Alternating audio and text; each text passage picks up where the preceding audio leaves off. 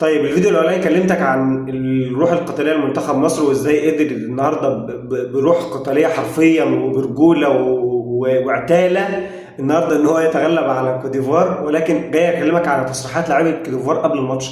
لاعبي كوت ديفوار قبل الماتش كلهم بدون استثناء كانوا تصريحاتهم تقريبا اسطمبه واحده متوزعه عليهم، ان منتخب مصر غلب قبل كده كوت ديفوار، لكن دلوقتي الجيل غير الجيل والزمن غير الزمن. يا حبيبي ما هي بس الفكره كمان ان انت كنت زمان اقوى من دلوقتي بكتير. انت مهما كان الجيل اللي انت فيه دلوقتي حرفيا لا يقارن بجيل كوت ديفوار 2008 ولا 2006.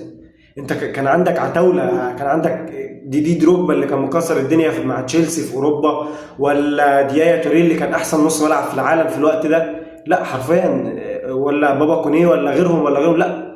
كوت ديفوار كانت سفاحه في 2006 و2008، لكن انت دلوقتي انت ما عندكش. انتوا تقريبا مش مذاكرين تاريخ بلدكم كويس اصلا. ولكن كوت ديفوار بقى في عزها، والجيل الذهبي بتاعها لو هنقول انه كان جيل ذهبي. انا كسبتها في 2006 مرتين، سواء في دور المجموعات كسبتها 3-1 وفي النهايه كسبتها ضربات جزاء. قابلتها 2008 اديت لها على وشها 4-1. فلا يا حبيبي المعادله من زمان قوي. انا كعب عليك من زمان قوي، وكعب علي على القاره الافريقيه كلها تم. ايا كان المستجدات وايا كان اللي حصل، بعدت شويه ما بعدت شويه، لا انا كعب علي عليك. منتخب مصري هو سيد اسياد القاره دي، بشهادتك او مش بشهادتك، بموافقتك او برفضك، كده كده منتخب مصر هو سيد القاره دي. ممكن يغيب شويه، ولكن انا حتى في عز اوقاتي الوحشه وفي عز ان انا ما كنتش بقدم كوره واصل نهائيين 2017 2021. يعني حتى لما كنت بعيد قوي كنت واصل نهائي وبخسره بتفاصيل صغيره. يعني ماتش السنغال اللي هو 2021 خسرته بتفاصيل صغيره، وماتش 2017 خسرته قدام الكاميرون برضه بتفاصيل صغيره. انا خسران في الوقت بدل الضايع، في الوقت الاضافي، ومع ان انا اللي كنت كسبان اول ماتش بهدف النني. لكن انتوا تقريبا مش مذاكرين تاريخ القاره كويس، مش عارفين حجم منتخب مصر.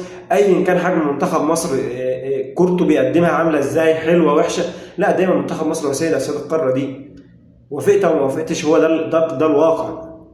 ماشي يا ابو الصحاب. ده وضعكم ان انتوا لازم تعيطوا بعد كل ماتش نكسبكم فيه ونديكم على عينكم فيه. ويا ريت كل الاجيال الجايه تتعلم منكم بقى، يعني عشان بس ما يجيش بعد كده بعد 10 سنين ولا حاجه واحد يطلع بتصريحات طفوليه زي دي تاني وياخد على وشه برضه.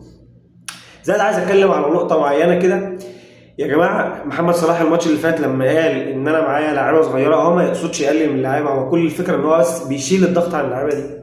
حرفيا لعيبه منتخب مصر النهارده كانت مش خايفه، كانت بتلعب ومش خايفه.